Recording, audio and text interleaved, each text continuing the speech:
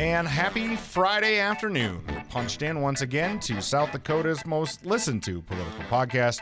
And we've got a very special episode this week, Jake. We've never done a show quite like this before. It's definitely a first. And so in many ways. From Jake in the East and Murdoch in the West, this is South Dakota's most listened to political podcast, Dakota Town Hall, with quite the slate of guests this week. Should we introduce them? Let's get to it. Yes, let's start with our good and new Governor, Larry Rhoden.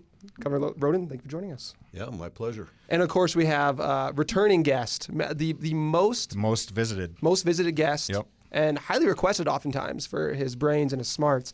It is our now Lieutenant Governor, Tony Venhuizen.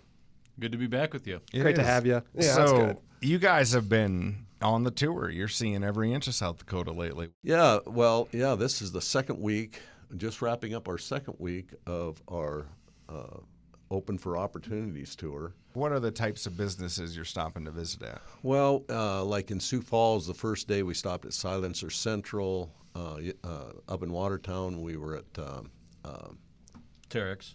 Terex. Oh, sure. And today we were out at Ellsworth, did a tour of Ellsworth. But it's been a great opportunity, though. I'm blown away every time we go to another town, and the businesses that I had no idea existed in South Dakota. Sure. And then to have the opportunity to visit with the the management and the employees, what their hindrances that they see to opportunity in South Dakota, and what we can do to get out of their way as a state government, or help provide them some help. You vetoed initiative reform. Proponents would say they're trying to make it a more fair representation of a more accurate snapshot of the citizens of South Dakota, I think. Yep. That's what the proponents would say? Yep. But you vetoed that. I did.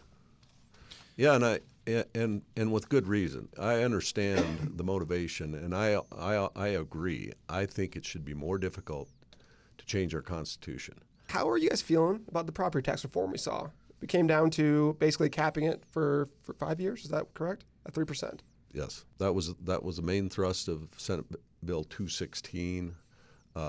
It also capped the county's growth to 3%, and it also raised the limits on their discount or their assessment freeze program, the wage requirement, total wage requirement, and the value of the house. What's the biggest barrier to growth in South Dakota right now? It's still probably workforce. We have 1.9% unemployment, lowest in the nation. But what are the factors that would weigh on you on whether you would run or not run? I think I run if I truly feel I'm called to run, and there's a lot of ways to determine that. Every decision I've made, I've done it with the consultation of obviously my wife and my family. And my wife and I are very strongly considering.